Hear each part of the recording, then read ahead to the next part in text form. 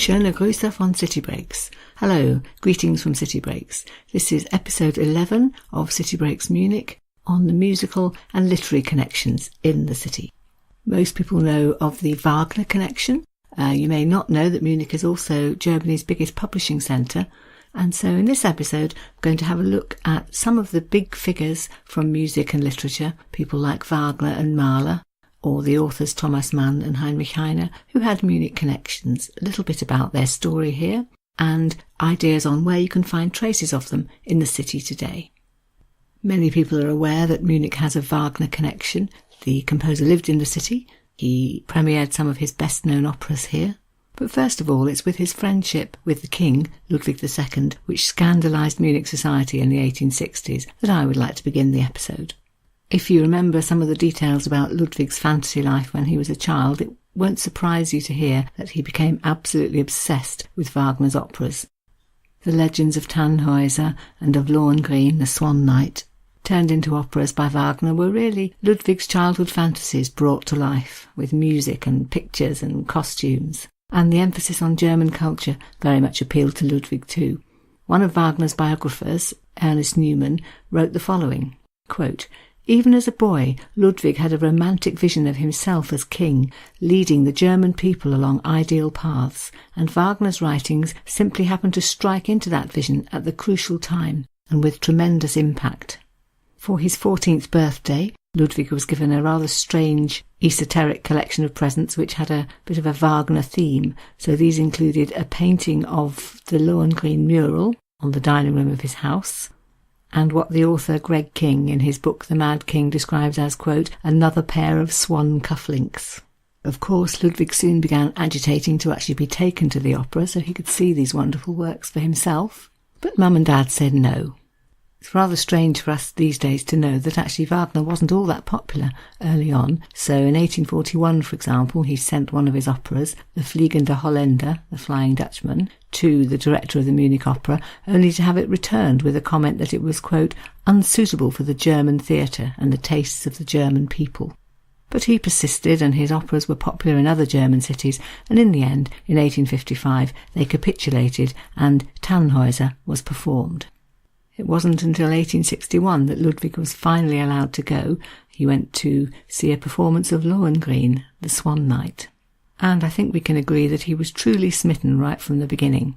This is how Greg King describes his first visit to the theatre. Quote, "He entered the royal box and sank into a gilded armchair. Within a few minutes the intoxicating magic of Wagner's music began to surge through the theatre and his soul. The richly fringed curtains swept aside, revealing a world which Ludwig had only been able to imagine in his dreams." Lohengrin is the story of the tragic princess Elsa, who's badly treated by her evil guardian and eventually rescued by a swan knight, and of course they marry and hope to live happily ever after. But on the wedding night, disaster ensues. It becomes clear that the swan knight, Lohengrin, is actually a god and therefore can't have a relationship with a mere mortal. And the mysterious swan boat in which he arrived reappears and takes him off forever. Ludwig is said to have been completely overwhelmed by the beauty and the tragedy of this story. And he's thought to have absolutely identified himself with Lohengrin, the godlike figure who fails to find human happiness. And this obsession lasted his entire life. After he died, a costume of the Swan Knight was actually found amongst his personal effects. And as well as being obsessed with the tales and the music and the costumes of Wagner's work, it wasn't long before Ludwig felt he really wanted to know the composer himself. And so they duly met, and in a letter to his cousin, Ludwig describes how he felt on one of their first meetings. Quote, "I stooped down to him and drew him to my heart with a feeling that I was taking a silent oath to be faithful to him to the end of time."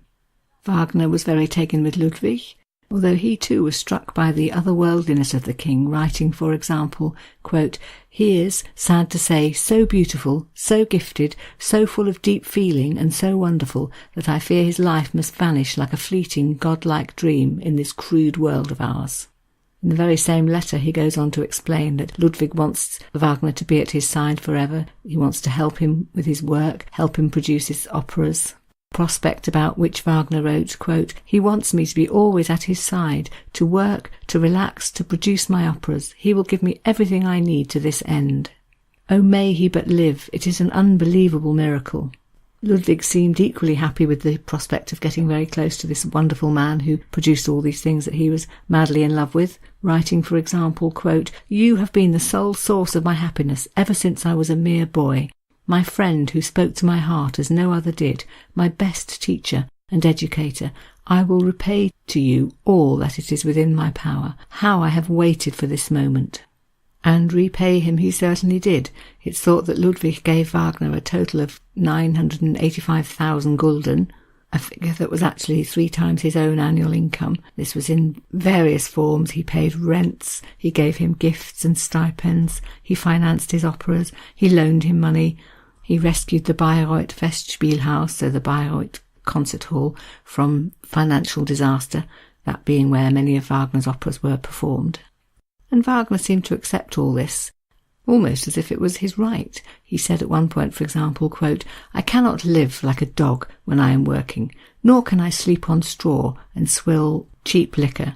I must be coaxed one way or the other if I am to accomplish the horribly difficult task of creating a non-existent world." Perhaps inevitably it ended rather badly.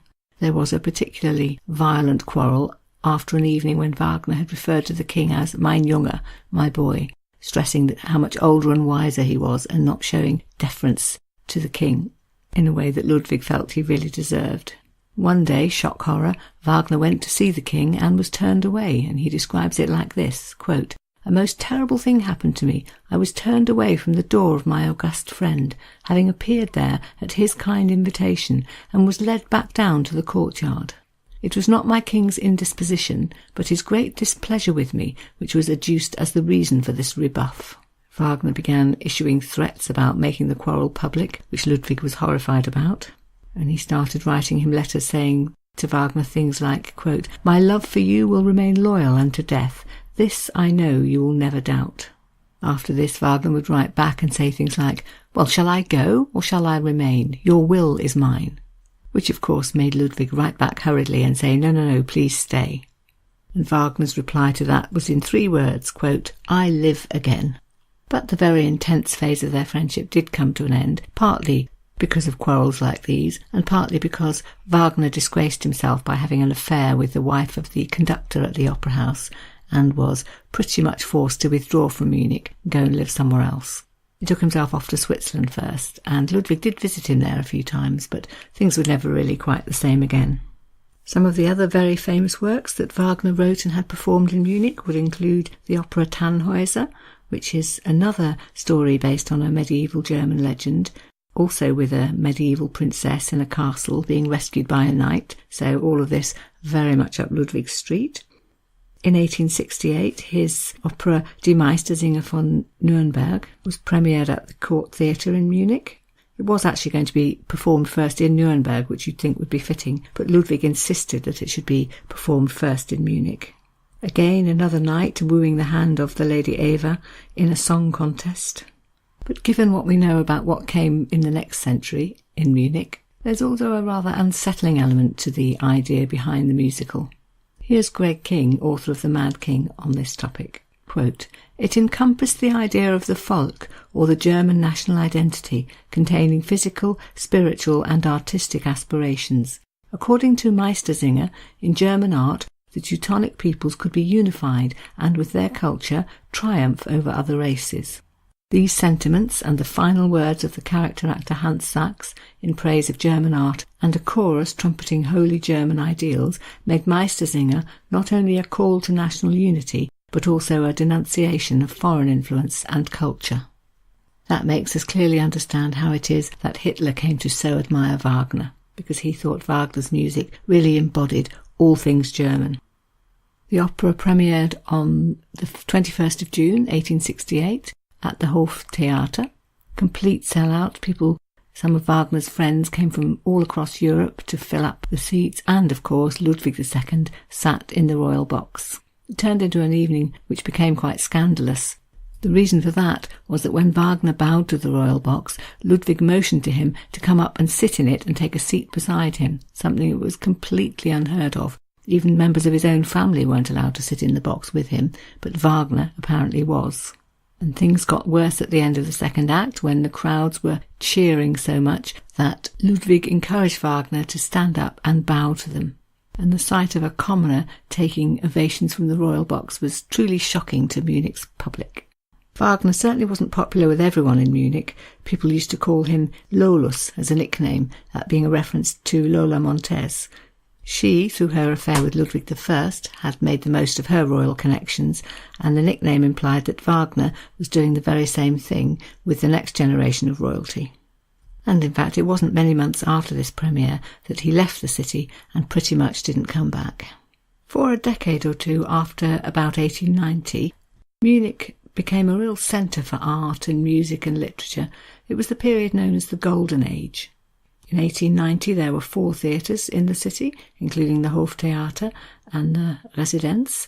By 1910 there were 4 more. The Deutsche Theater had been added and the Münchner Schauspielhaus, all of this showing that the theatre-going public had plenty of money to spend. There was a café culture in the city running alongside, so the cafés and the coffee houses became haunts for the artists and writers of the day. They would congregate there often to listen to entertainment. There were lots of bars where musicians played, places like the Wiener Café Stephanie and the Café Luitpold, named of course after the Prince Regent. And there are 2 places in the city today where you can really get a glimpse of the Golden Age. They're both linked to popular Munich characters from the time, those being the comedian Karl Valentin and the puppet master Josef Schmidt. I've seen Karl Valentin described as, quote, a unique piece of Munich's cabaret and burlesque history. Karl Valentin was and is considered in Munich as a universal genius. He was many things. He was a comedian, a playwright, an actor, a filmmaker in the early days of filming, and a folk singer who made countless appearances in cabaret in the city and was really hugely popular with his audiences, this being from about 1910 onwards. He was praised by the critics as being a Wortzerklaberer, so someone who could tear words apart and reuse language to make it amusing, much of this in the Bavarian dialect. He performed all over the city, often in the beer halls. He was watched, for example, by the author Bertolt Brecht, who described him as being very much like Charlie Chaplin. And there is a statue to him today in the heart of Munich in the Viktualienmarkt. But perhaps a better place to remember him is a museum, a little museum called the Valentin-Karlstadt Museum, which is in one of the towers of the Isartor, so one of the ancient city gates. And you get a flavour of the place when you find out that on the door it says 99-year-olds and their parents get in free. It's full of really quite crazy exhibits, so things like a clock which has been running backwards since 1959, a toothpick which is billed as for use in winter because it's fur-trimmed, a little machine that will help you, quote, read between the lines, an exhibit labelled, quote, a drop of government employees' sweat, very rare, a display of melted plastic snow, and a clock which gives you, quote, yesterday's exact time. There are posters from his heyday, masks and props, and a little cinema where you can actually see some of the films that he made. Equally a Munich character was Josef Schmidt, known as Papa Schmidt, who founded the Puppet Theatre in Munich. It actually dates from 1852, but it moved to its current home near the Sendlinger Tor in 1900, so right in the middle of the Golden Age. Papa Schmidt had noted that slapstick puppet theatres were very popular at things like carnivals, and he decided he wanted to take it a little further and use puppet theatres to educate children.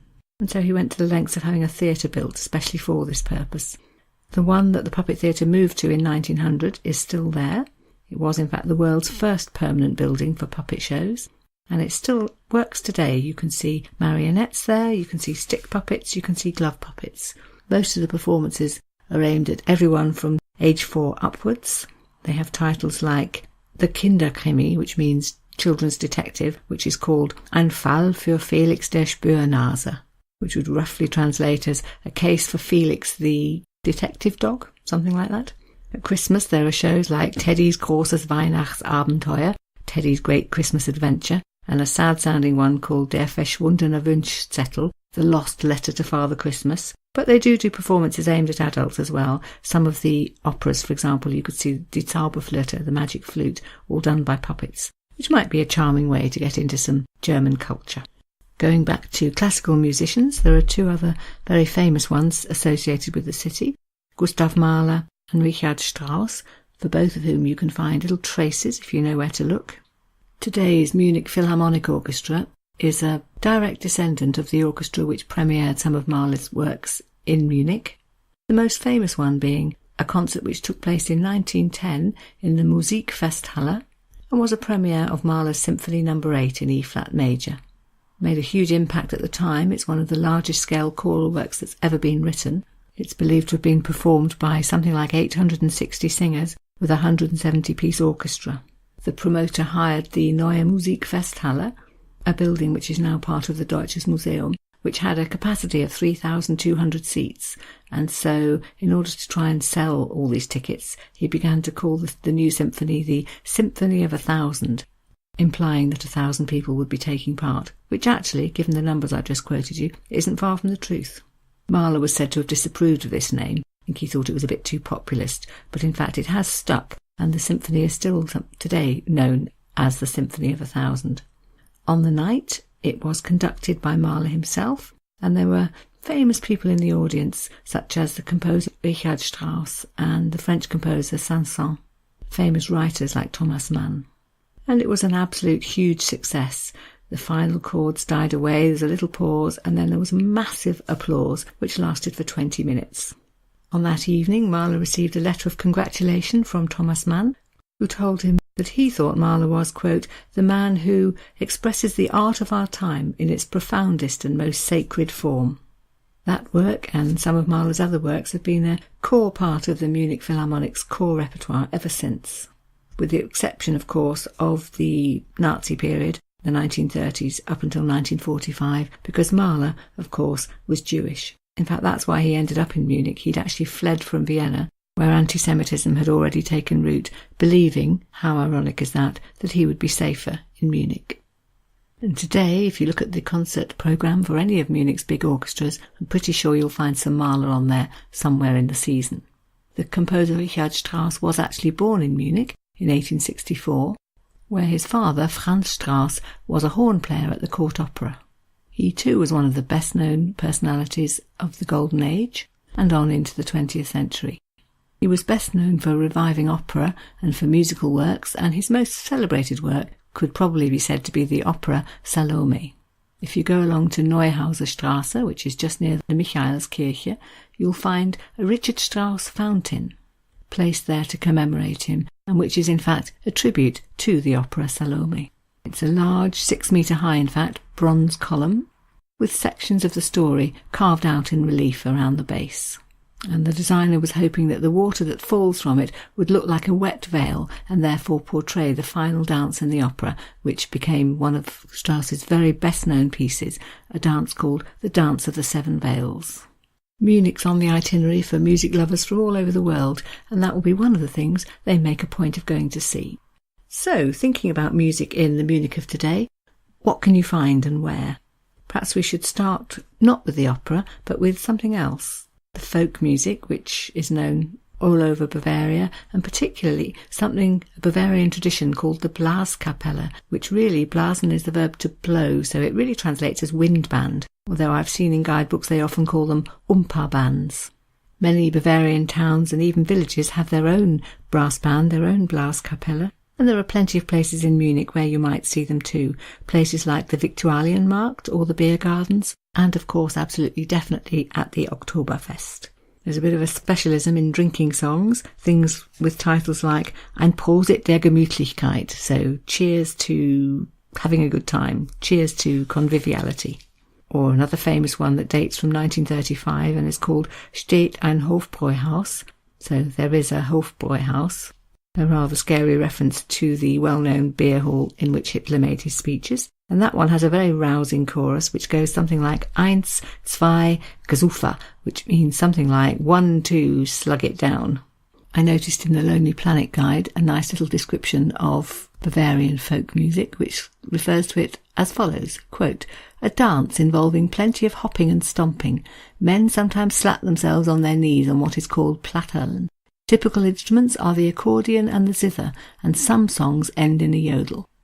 That's all very traditional, of course, and The Lonely Planet goes on to explain that there are these days lots of crossovers, Bavarian folk music mixed with all kinds of other things like rock or punk, in a movement apparently known as the Alpine New Wave. But of course, as in all the major German cities, there's plenty of wonderful classical music on offer as well, not least from the Bayerische Staatsoper, so the Bavarian State Opera, a company which perform regularly to sell out crowds at the Nationaltheater on Max-Joseph-Platz, and where you can expect to enjoy lots of Mozart and Strauss and Wagner. The opera company also hosts in July every year something called the Opernfestspiele, so the Opera Festival, which is a month of concerts and events all over the city, lots of venues, and with lots of musical talent from across the world as well as just from Germany. The Nationaltheater was the scene of many of Wagner premieres and concerts, but in fact the building you're looking at today isn't the one in which these actually happened, because that had to be rebuilt after World War II. If you go there today, what you can expect is 5 layers of balcony, all decked out in royal gold and purple, so truly a sumptuous sight. Munich has other very well-known orchestras as well, such as the Münchner Philharmoniker, so the Munich Philharmonic, and something called the BR Symphonieorchester. BR, I think, stands for Bayerischer Rundfunk, the radio station, so it's kind of the Bavarian version of the BBC. The Deutsches Theater today is a venue for lots of musicals and shows. Yet more opera is often on display at the Prinzregententheater, and every other year there's a music theatre festival called the Munich Biennale. And in addition to all of that, there's also the Königsplatz Open Air Festival, also in July, at which many classical events are put on, and in fact also some rock and some pop. Turning to literature, I think I mentioned in the introduction that Munich is Germany's biggest publishing centre, so it very much is a literary city. And one place where you can get a little glimpse of that is a strange building known as the Monacensia, which is on Maria Theresienstrasse, and which bills itself as Munich's literary memory. It's an archive really, or a library. It's got the material from 250 writers and artists who are connected to Munich and Bavaria. And there's a reading room in which you can sit and enjoy some of these things if you have any German. If you don't, never fear, they also have 30,000 photographs on file, illustrating the lives and works of Munich personalities from art and literature. And I'd like to finish the episode by just detailing a few of the authors who have connections to Munich. 2 that I'd like to mention briefly are the poet Rainer Maria Rilke, who was actually born in Prague but came to Munich to study and stayed on and lived and worked in Schwabing. His dates are 1875 to 1926.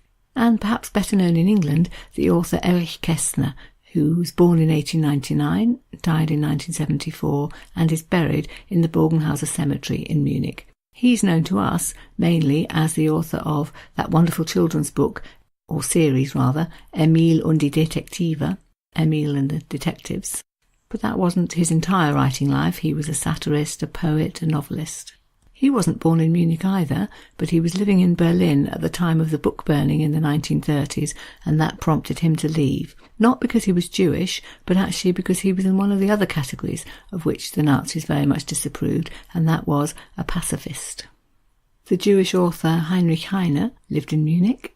He was born in 1797 and died in 1856, and so it's quite creepy to hear one of his most famous quotations, which reads like this, quote, "Where books are burned, they will ultimately also burn human beings."